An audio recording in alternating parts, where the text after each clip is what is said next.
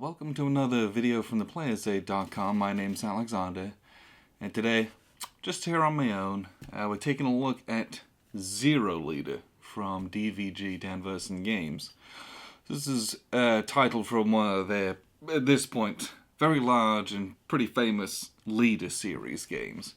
It's a series of solitaire, historically themed war games. And it started off with a number of air games, which this is one of, but they branched out to a whole bunch of other things. So there's like a submarine version, there's some World War II tank versions, there's kind of close air support, Thunderbolt Apache Leader, there's big B-17 Leader where it's like whole bombing formations. But this is much more kind of, in a way, back to those early roots, things like Phantom Leader, Hornet Leader, those kinds of things. And what I mean by that is you take command of a single squadron of, in this case, World War II fighters and fighter bombers, and then you're using a number, a few of those, a number of those to do a number of missions through these targets and approach boxes, and you do a campaign across a number of missions, score some victory points, see how you do. And so this scale is very much what you would expect from one of these air versions of these games. So that's expectations. Now, I have this is the second, I believe, of the World War II versions. The first one was Corsair Leader, and I cannot tell you how many times I've set that game up. Grant has it, and it looks really cool, and I just I'm not joking, I borrowed it off him probably 3 or 4 times, set it up, and then just halfway through the rules, other things came up, it never actually got played, basically. I read the rules, and I was like, yes, I know what this is going to be, I never actually followed through and got it and played. So, when Zero Leader arrived, I was like, I will do this, I will play this. And I say that because I really enjoy this Leader series. For a solitaire game, they're enjoyable. It's neither too crunchy nor too light. It's this nice little sweet spot, and there's some exciting moments, some important die rolls, things like that. It's pretty cool. But I finally played one of these World War II ones, and it is radically different in a number of ways compared to something like Phantom Leader. Now, I don't think I've done a review of Phantom Leader, and that's because I bought that and played it an unconscionable amount before we really started doing this. So at some point I'll sit down and let you know, but I really, really, really enjoyed that game. So just know that. It feels very fast-paced, it feels very lethal. I think the setting is very interesting. A number of the campaigns are air campaigns in Vietnam. And over the course of the campaign, you see the effects of not only your success, but the success of kind of the wider operations that are going on. And I thought that was really cool. Choosing how to arm your aircraft is such an interesting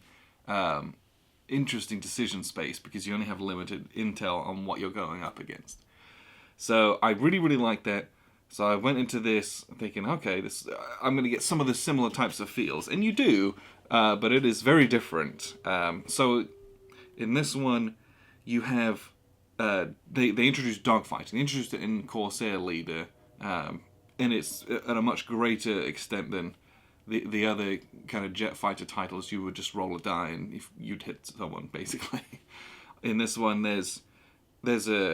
you roll to see if they'll perform a maneuver and which one, and then you roll to perform the maneuver with some modifiers, and that will give you kind of an advantaged or tailing kind of an orientation, not dissimilar from something like Down in Flames. Indeed, the maneuver aspect of this chart looks very similar to DVG's solo Down in Flames bot from Locked On that they put out. It's a very similar concept. You roll a die to see on the matrix which maneuver they perform, then you roll a die to see how successful or if they're able to complete that kind of a thing. And then once you've got this kind of final position, then you do the attack. And so there's a few layers and filters that you're going to go through before you get to the attack. So it's not just like your Phantom Leader. I shoot my air-to-air AMRAAM missile. Boom. Great.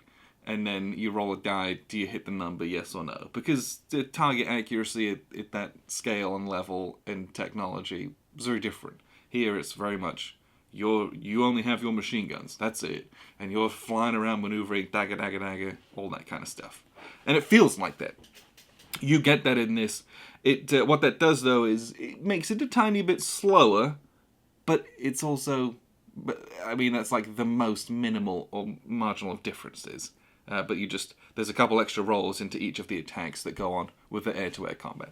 And then your sights, like all your AAA and your naval guns, they all fire regularly. And then if you can get to the target, you drop your payloads, you roll to see if you hit, miss, succeed, all that kind of stuff, and then you try to get off the map.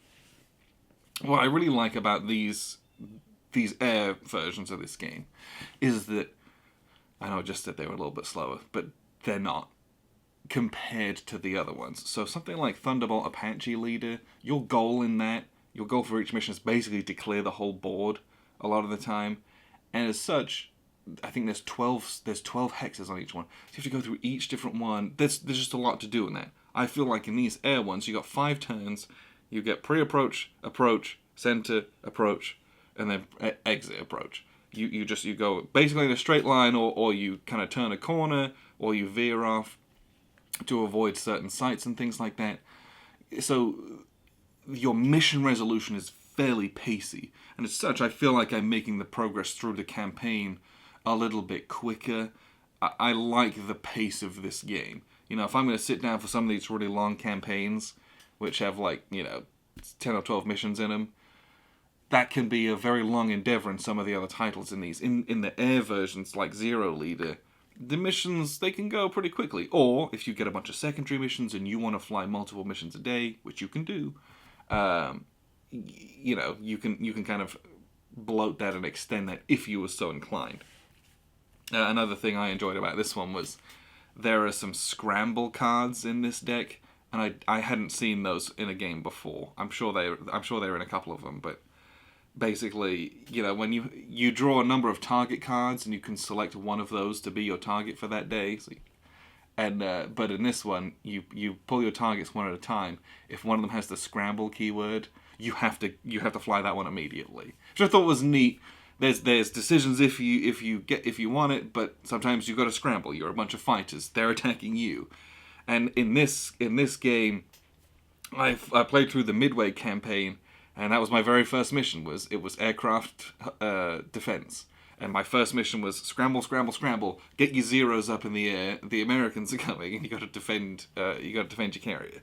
And that's a very different feel from some of the other games where I'm picking my best target, and it's very tactical. It felt like it was like, oh, get up in the air, got to shoot down the bombers. It was really neat how such simple changes make it feel quite different, which I thought was pretty cool.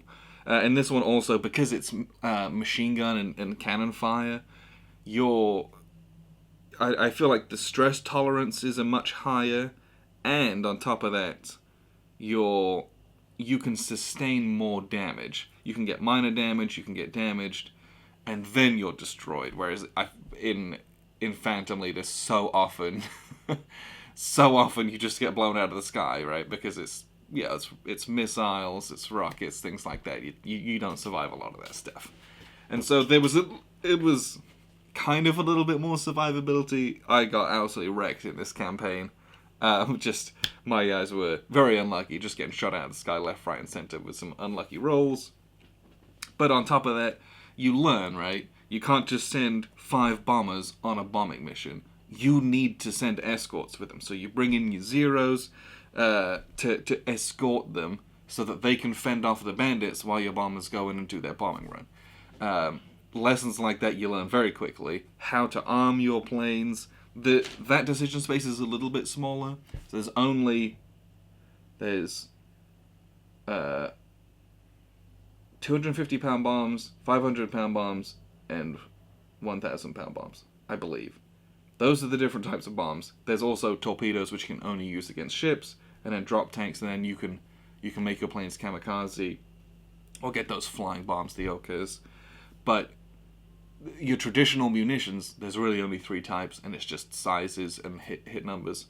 Which, that's a much smaller space than something like Hornet Leader, where there are so many different types of regular munitions, smart bombs, cluster bombs, you can get napalm, and then you've got all your different air-to-air missile types as well.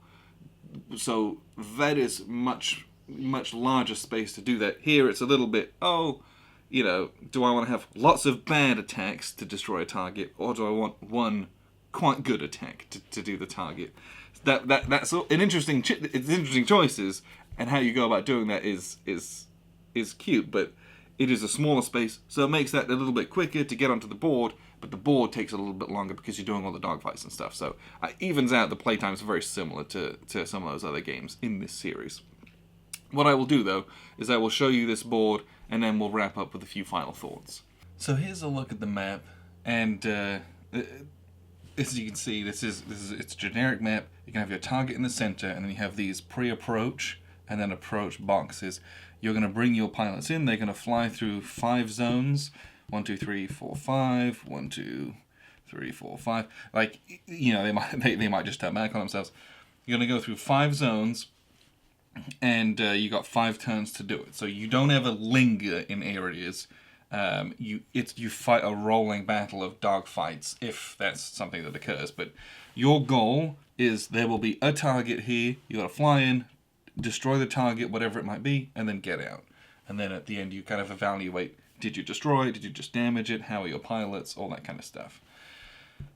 Your sequence of play is right here printed on the board. It's very, very helpful. A couple of sets of cards. We have event deck cards and then some target cards. And what you're going to do is you're either going to, if you just play a single mission, pull some target cards and go for it. But this is a campaign game. That's why you play this game. So we got our little campaign card here. This is a good place to start midway. But there's a number of these. And you have these 2 little tracks down here, and those are going to help to add or modify kind of the mission. And these start at 0, and as you do more recon, as you gain intel, you know, you'll get a lot of bonuses and benefits, which are very, very good, very, very powerful. All of these numbers, these are the target cards that make up this target deck. There's a whole bunch more not included in this campaign, and every campaign has a different mixture of them. And then you can either do a short campaign of 2 days, a medium of 3 days, and a long of 4 days. Some of them go up to like 12 days. Like you can get into like real long protracted campaigns for some of these. But we'll just kind of do a little example here. So what we'll do, first thing we do is we're going to draw our target cards. And normally you would just draw 1 target card, but because we've done a bunch of recon, we're going to draw 3. You do draw them 1 at a time and evaluate. So this first one that we've got here is there some dive bombers. We can go and attack some dive bombers if we were so inclined. The second one we have here is a major airfield that we would go and attack. Yes. And then the last one we have here is an ammo dump. And what we'll do, just for the purposes of this, we got those 3 because that's what we have on the recon. We're going to choose the ammo dump. That's what we're going to go and attack, and those others go in the discard pile. And so this card tells us a lot of information. We need to do 4 hits to it to destroy it. This 5 is the number of planes that we can take along with us. And then there's a number of sites and bandits that's going to fill up this that we have to fight our way through, basically. If we destroy it, we'll get 3 victory points. We'll get 1 intel, which means we go up on that intel track. And then that SS means that we will, if we successfully destroy this, recover our samurai spirit markers if we've spent them. This is a soft target, which means light bombs will do. It's easier to hit them. It is overkill 5+. If you do 5 or more damage to it, you get an extra VP. However, it's -1 turn, so you only have you only have 4 turns to kind of get over here and do the thing. So, what you're then going to do is, out of your roster of pilots, which you've created beforehand, and there's huge decks and amounts of cards that you've got, you're going to choose ones to go with.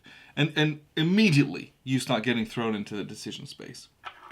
Oh, well, I need to take a certain number of bombers, because I need to do a certain number of damage to these guys. But if I only take bombers, I won't be able to fight off the bandits that are going to be here. So you've got a lot of choices to be made. So what we'll do is we're going to take our veteran Matsuda in a 0. He's really good. We will take our Mr. Average in a Kate. He's a bomber, and you can tell he's got good air to ground and really bad air to air. This guy's got no air to ground basically, and really good air to air. That's some of the indications of like, yes. And he has a weight value of 2. He can carry 2 weight points worth of bombs. This guy can only carry 1. So your fighters can carry bombs if you need them to. However, if they do, they're less maneuverable. They suffer penalties as a result of doing that. So, again, layers and layers and layers of choices that you have to go through. Let's bring another bomber. We'll bring our other veteran, who's a bomber, and we'll bring, because we're gonna have 2 bandits and 2 sites in each. That's not great. Let's take fighters. We'll take an average, this guy, and we will take, who knows? We'll take bombers. Who cares? Why not? Why not? These are the guys that we're going to take with us. And so now, we've kind of picked our pilots, and none of them have these different tokens on. So if they have this SS, they have a Samurai Spirit token, which is very, very good.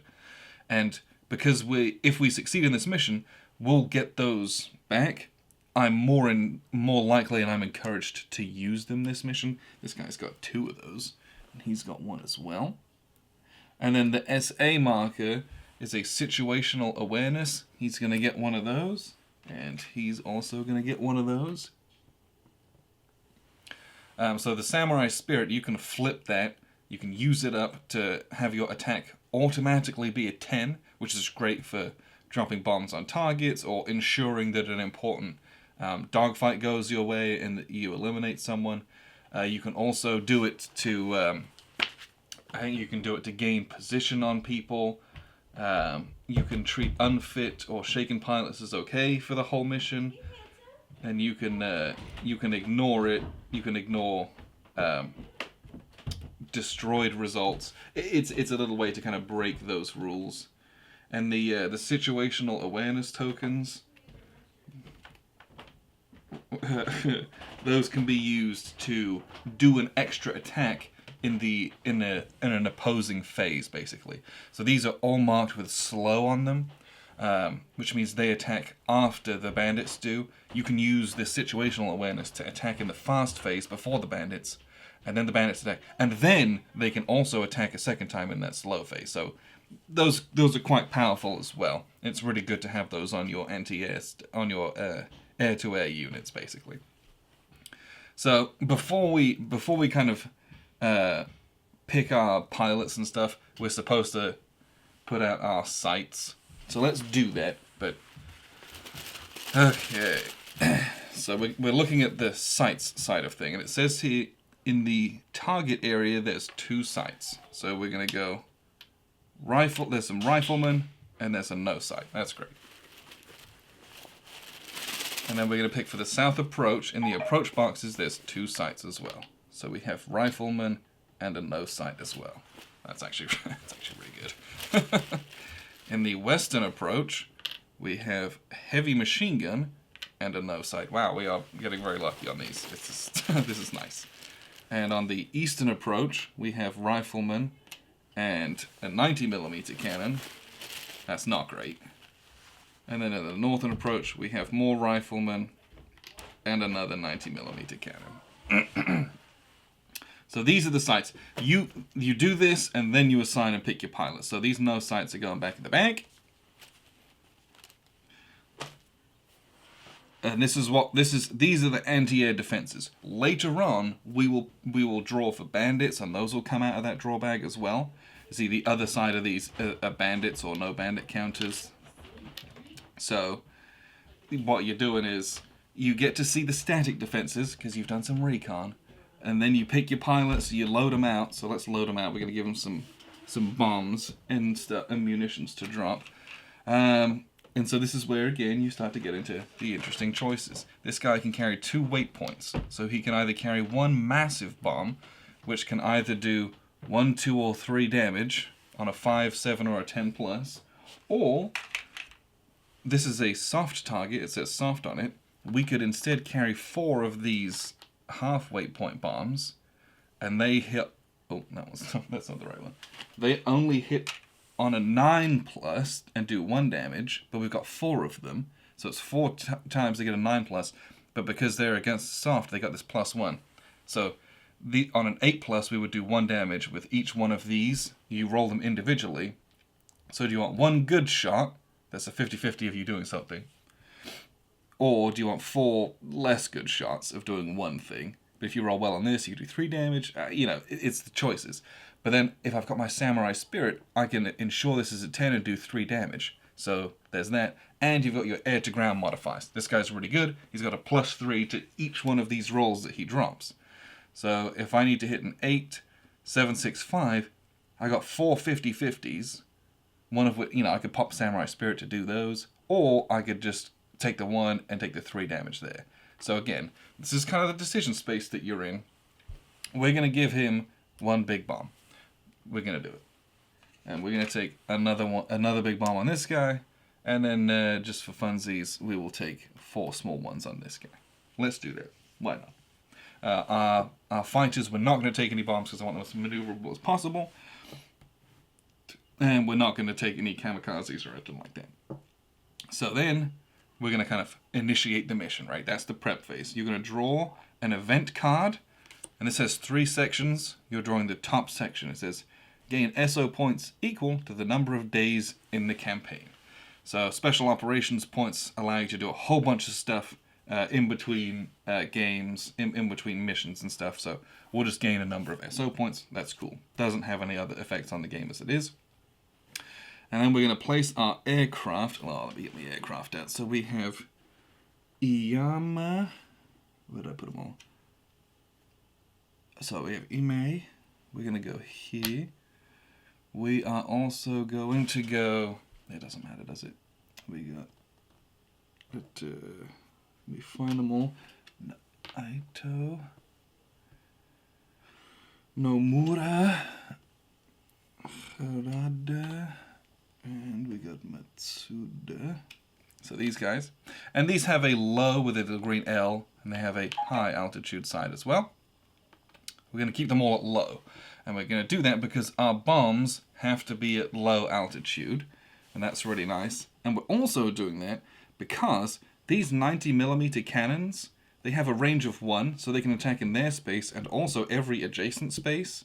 However, they have an H on them. They can only shoot at high altitude targets. They can't fire at low altitude targets. So that's some of the differences and the challenges that we're going to get into. If I fly all at low altitude, then I'm going to take a bunch of rifle fire and HMG fire from small arms, but I'm going to avoid the big AAA cannons. If I fly at high altitude, I'll avoid the small arms fire, but I'll take the really strong AAA fire. And because my bombers have to be at low altitude, I'm just going to send my fighters with them to help escort them.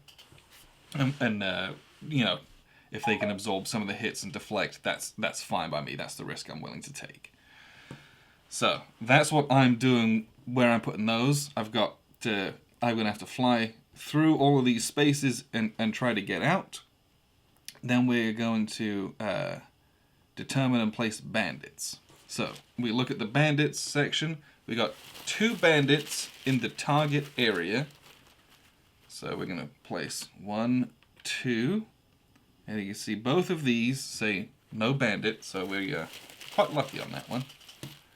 Then we've got 1 in each of the approach areas. So we've got 1, 2, 3, 4. And how awful is that? I pulled all no bandits. So there's no air fire. There's no air cover. we surprised them. But that's actually it's both good and bad, right? So this is that instance where, man, if I'd have bought a couple more bombers, I'd have had even more bombs to do. But I think I've got enough where we can then do some suppressing fire. So that's kind of, we'll pull some of those out. But basically, we did that. We determined bandits. What you would then do, if you have good intel, so if we're here, we could do -1 bandit. You could just remove one of your choice. If you were up here, you could -2 sites and -2 bandits. You can then pick your lanes and really adjust as the campaign goes on. As you do more damage, as resources get stretched thin, there'll be fewer and fewer resistance. Conversely, the further in the campaign you are, the more beaten up your pilots are, the more damaged your planes are, the more stress they have, the worse they are too. So it balances out in a way. So we're not going to do any adjustments there. Then we pull another event card, and this time we do the middle section. Pilots do not suffer stress for performing suppression, which is perfect. That is a perfect event, because our fighters are going to do suppression on these sites so that they can't fire at us. So that's really good. We definitely want to do that. And then we're going to place our turn marker in turn 1, and then we're going to start going. So then we've got dive bombers and kamikaze dive to low. We're already at low, not going to worry about that. Fast pilots attack. There's A, no 1-2 attack, and B, none of our pilots are fast. Then we would do sights and bandits attack. So this guy has a range of 0. This guy has a range of 1, but we're at the wrong altitude and he's too far away. So there's no combat in this one. And sometimes this is how your first turns go. Then slow pilots attack. No. Then all your aircraft move. Then any bandits would move. And then you advance the turn counter. And then we go through this again. So fast pilots attack. We don't have any fast pilots.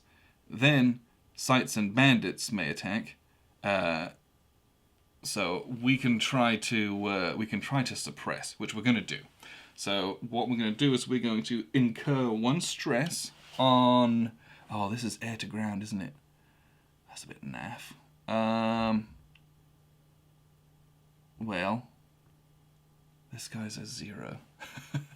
This guy over here, he's going to incur a stress. We'll put a little stress counter on him. And he's going to roll a die to try to suppress these guys. He needs to roll an 8, and his air-to-ground modifier is a 0. So we're just trying to get lucky here. Maybe I should pick someone better. Oh well. He's going to try to suppress. Ah, and he fails. If I'd have rolled successfully an 8 or more, this guy would be suppressed, and as such, he would not attack us. Alas, he will. So now we're going to determine who he attacks. So 1, 2, 3, 4, 5, 6, 7, 8, 9, 10. Okay, so he's going to attack this first guy, which actually, that's not terrible. And he's going to roll, he's trying to get a 6 or more, and he rolled a 1, so he misses. Great.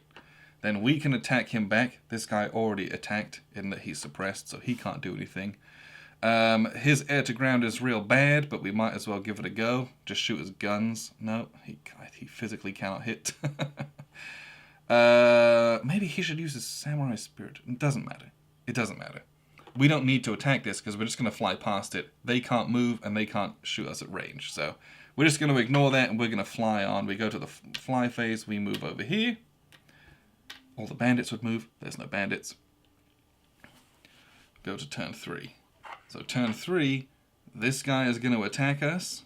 I could try to suppress again, but it was not worth it. So we'll just suck it up. 1, 2, 3, 4, 5, 6, 7, 8, 9, 10. So he's going to attack this guy. And, sure, we'll roll the die. Cocked. So we rolled a 2, which is a miss. Fantastic. He hits on a 6, and he also hits on an 11. So, that was good for us. He missed. And then what we do is then we go through all of our bomb cycles. Now, because we have all of our samurai spirit tokens, it's going to be really, really easy for us to do all of that. So what we're going to do with dropping our payloads is we're going to use our samurai spirits. And this is going to ensure that we're successful, at least, in doing our mission. So we need to do 4 hits. So this guy's going to drop a samurai spirit. And this bomb will land on the target. And it does... we rolled a 10 with that samurai spirit marker. And so we do 3 damage. 1, 2, 3. As such, so we get a little... 3 damage marker out. Good job. That was him used up. This guy's going to do the same thing. Boop. We're going to drop that. That gives us another 3 damage, so this is going to go to a 6. And basically, that's all that we need to do. So having done that, I'm not even going to bother attacking these guys. We're just going to fly this way. So let's go fly over here. We are going to, so it goes to turn 4. We're going to fly this, we're going to bank this way.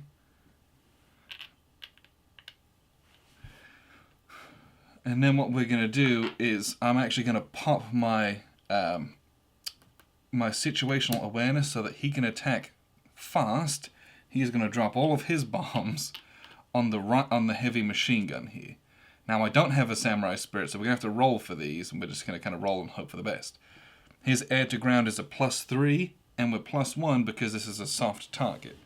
So we need to roll, I think a 5 is what we said, right? So we're going to drop all of our bombs. So first bomb, 7, 8, 9, 10, 11, that's a hit. This is destroyed. That's good. So we don't, the rest of those just kind of explode. And then because this was only 4 turns, this is the end, right? We kind of get off the board. We're good to go. So then you just kind of look at what you did for the mission.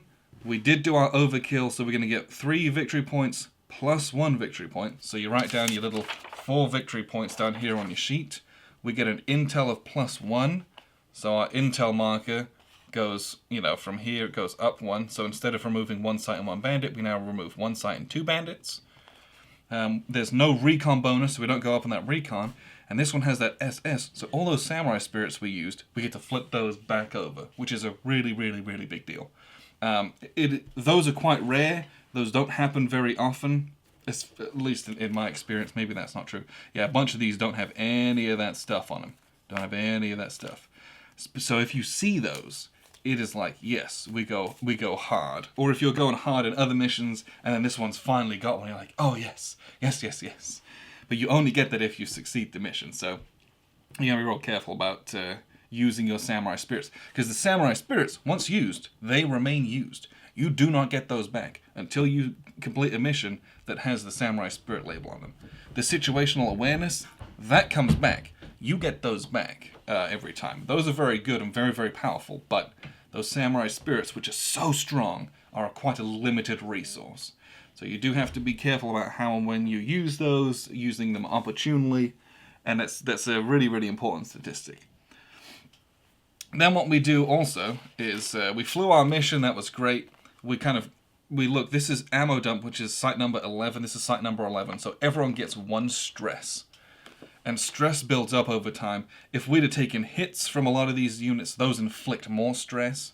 And what happens is that your little stressed pilot, on a 0 through 5 stress, he's okay. He's got these good stats. If he ever has 6 or more stress, his stats degrade significantly. And then if you get more than this number, you basically become unfit for duty. You can't fly. You can make someone fly with a samurai spirit marker, but if you don't have any of those or you've used them up, they can't fly, and so it's really hard.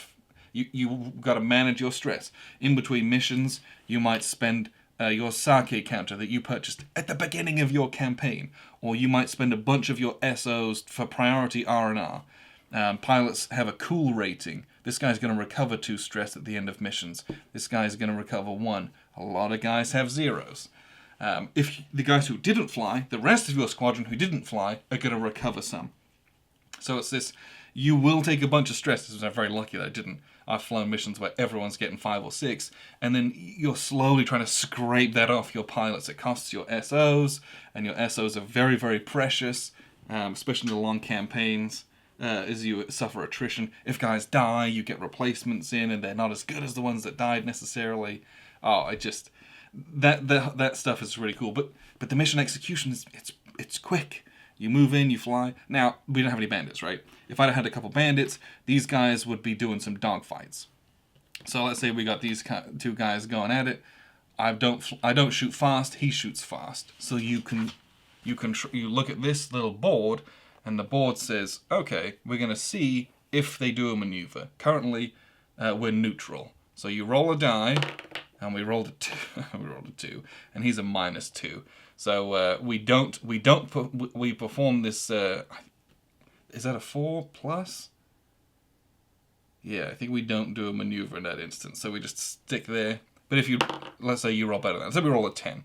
We're going to get up all the way up to a 10. We're -2, so we're going to go down to an 8. We're going to attempt this.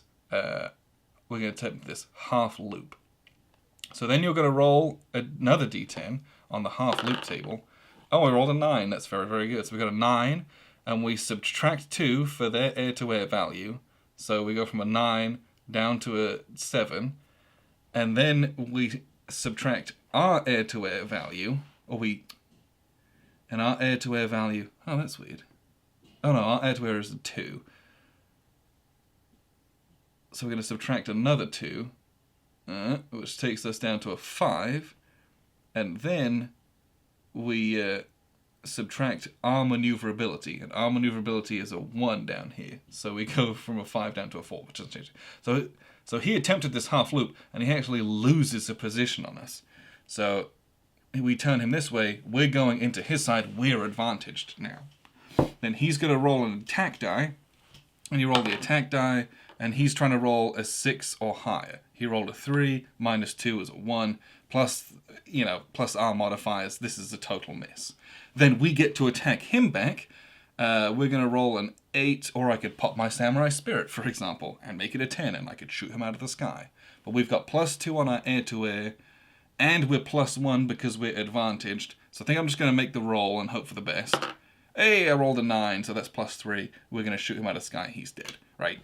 That's how that works. But you fly, and then they move. So they'll fly with you and kind of follow you around. But there's this extra few die rolls in there, a little bit, there's just a little bit, it's a little bit slower. There's a bit more to do, especially if there's a lot of bandits. It's rare. You'll usually have 2, 3 bandits. It's rare that you have none like I did, but it's also rare that you would have 5 or 6. It's not going to happen that often. So, but that's how this game works. What you're playing this game for me is, yes, the mission execution is interesting and it's fun, but you grok this really quickly, and you'll be able to see what are the good lanes, how do I go about doing that stuff, trying to do it successfully and surviving.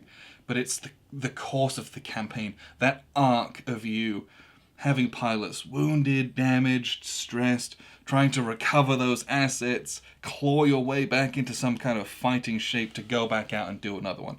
That's the stuff that makes this game really fun, that I really enjoy. So let's wrap up with some final thoughts. So that was a look at the map. And some of how it works. I enjoyed this game. Now that I have played this, I probably will play Corsair Leader. And I've said that a number of times, and Grant's going to laugh because I'm not going to do it, but I'm going to say that I will. Having played this, there's some neat little bits with the little Samurai Spirit, which is a new thing as far as I'm concerned. The maintenance cruise was nice, where there's an extra little layer of economy of managing how many maintenance crews you have, how much damage they can repair, and then if you've got damaged planes at takeoff, they might be fine, or they might not make it, or their damage might get worse. And like all of these campaign games, it's how much can I string out my resources to maximize victory point potential without letting that string break. And I enjoy that kind of an exercise in this. I like the little planning aspect because you see the sights, but you do not see the bandits. So there's a real gamble of like, I know I'm going to have to pull, let's say, 5 bandit chits. You can hedge and say, well, I'm like, okay, I'm going to only prepare for 3 bandits because I know that probably going to get 1 or 2 no bandit counters. Or you might get real unlucky, and you get a whole bunch of bandits, and then you're absolutely hosed.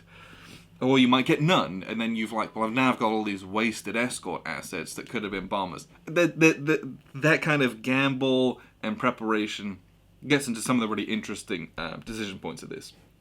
Because the guns aren't great to attack with, and so your pilot choices are important, but you have to do it. And that's the other thing that I think's quite interesting in this one, is that oftentimes your air-to-air combat is non-lethal. You will fight bandits through multiple zones, which I'm very much not used to that. Phantom Leader, it's lethal, right? One of you is dead. You will one of you will not survive encounters most of the time. Here, you'd go through 4 zones fighting the same guy with this dogfight, and it feels thematic. It does what it's supposed to do. You'll shoot down one, they'll shoot down one, you'll shoot down guys, but there'll be every so often there'll be guys that to follow you the whole time, and it feels like you're those bombers trying to escape, and it's like, which is nice. In a way, it brings in that kind of slower pace compared to jet fighters, for example, right? It's harder to shake the enemy in a way because you're not flying at the, max speeds that you are in some of the other games. So I enjoyed this. It's a massive box, by the way. It's everything you would expect from a leader game if you've ever played one. There is a disgusting amount of pilots to choose from, an unconscionable amount of campaigns. There's so much in here. And people, you're going to ask, where should I start in a series? Pick a theme. Doesn't matter. Pick a theme and go for it. Because they all have merits in one way or the other, depending on what you like. I enjoy the air ones better, I think. That's just me, though. I've always enjoyed air war games. But it was nice to play in the similar kind of view, but a totally different technological and time period from the game that got me into this series. And it was interesting to see the changes and how that felt, but also still have a level of familiarity with most of how the game worked. So I had a great time with this. If you don't want to play as the baddies, pick up Corsair Leader. It's just the opposite of this. There is rules to cross-pollinate those two and play them against each other, so that's something that I might get Grant into. I don't know how that's going to be, how engaging that's going to be, because, I don't know. We'll see. I haven't read those rules, but there's rules for it, which I think is cool that they did that. I hope that it's good and not just kind of something that's tacked on. The rules call out an Aces expansion. I do not have that. I have not played that. But there's like a whole counter sheet of Aces that you can have and stuff that's not used in the base game. So just know that there's more content out there if you needed it, which you don't. You buy this box and play every single mission, and, it'd be 5 years from now. There's so much stuff in here. But I had a great time with this. Like I said, I enjoy these. The Leader series is a nice little medium, like I said, between, the rolling on charts narrative games and something like incredibly crunchy, like Fields of Fire. It's in between those two things where there are choices to be made and how you kit your guys out and the routes that you take and how and when you attack your targets. But also it's not massively rules complicated. The rulebook is large, but it's not a complicated game, frankly. Once you've read that through, most of the stuff you can play off the play aids, and things are fairly intuitive once you know what all the numbers and icons mean on all the cards. But that's something I enjoy about this. And if you want to just play a couple missions, it does not take very long. That's another huge bonus to me for this. Is you can set it up, play a mission, play 2 missions, and you haven't spent an hour. You really haven't. And so that's also something, you can play this campaign over the course of a month, in between you doing other big war games. And I think that's a big credit to this game as well. You can sit down and you can play, your whole campaign. You can spend hours doing that if you were so inclined. But you can also spread it out. And because you're flying it, this is a mission. Whilst they're not entirely isolated, they kind of are. You're not like, what was I doing before? What was my strategy? Here's my new target. Let's go. Right? It has that kind of episodic nature to it that means it's good for doing that. And that's a big bonus for me as well. So this is Zero Leader from Dan Verson Games. I had a blast with this. Check it out. It's a huge box and a ton in it. There's a billion games in this series. And again, before you ask. Just pick one that you think is thematically interesting. You're probably going to have a good time with it. That's where you should start with these, because they do share a lot in common from like some of the core elements of it. So just pick one that you think is good. But Zero Leader, it's one of those. This is my first World War II one, and like I said, I'll go and try Corsair Leader. We'll see if it actually happens. But at some point, I will get to it. Appreciate you guys tuning in. I've been Alexander from theplayers8.com.